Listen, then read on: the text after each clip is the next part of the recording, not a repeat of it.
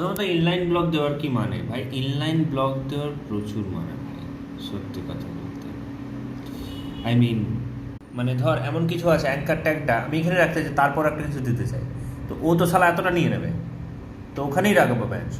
Inline block দেবো ওকে তার পাশে। যেমন ধর আমি একটা লিস্ট আইটেমের মধ্যে একটা ছবিও দেবো, তার পাশে লেখাও দেবো, তো স্প্যার ট্যাগের মধ্যে ছবিটা দিয়ে দেবো, ওটাকে ইনলাইন ব্লক করে দেবো, হ্যাঁ, ওর ব্যাকগ্রাউন্ডে রাখবো, তো পাশেই তাহলে ওটা ওখানেই রয়ে গেল, তার পাশে একটা লেখাও চলে আসবে পক করে, মানে এলআই তার ভেতর একটা স্প্যান ট্যাগ আর একটা নর্মাল লেখা।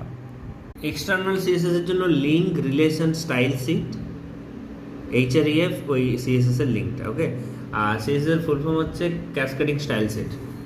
কোনো জিনিস যদি ক্লিকেবল হয়, হ্যাঁ, কোনো জিনিস যদি ক্লিকেবল হয়, তাহলে ক্লিক করলে একটা রেড বাটন, মানে যতক্ষণ ক্লিক করছে সেটা উঠবে, সেটা হচ্ছে তোর অ্যাক্টিভ লিঙ্ক, অ্যাক্টিভ, ওটা বাটনেও ইউজ করা যাবে, হ্যাঁ।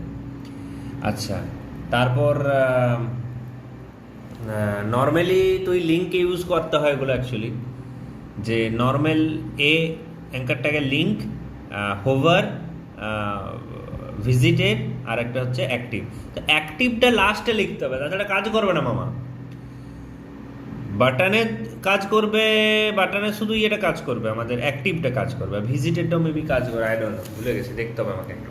সো বাটনের ক্ষেত্রে বা সাবমিটের ক্ষেত্রে, ওই ইনপুট ট্যাগের টাইপ সাবমিটের ক্ষেত্রে অ্যাক্টিভটা কাজ করছে, ভিজিটেডটা কাজ করছে না, ভিজিটেড লিঙ্কে কাজ করবে। লিঙ্কে আবার কিছু প্রায়োরিটি আছে, তো এটা পুরো কাজ করছে, হোভার টোভার সব। এই অ্যাক্টিভটা লাস্টে রাখতে হবে, যেটা বুঝলাম। ভিজিটেডটা প্রথমে রাখবে, আই থিঙ্ক লিঙ্ক, তারপরে ভিএলএইচে, এভাবে চলবে আর কি, হ্যাঁ। Visited link hover active.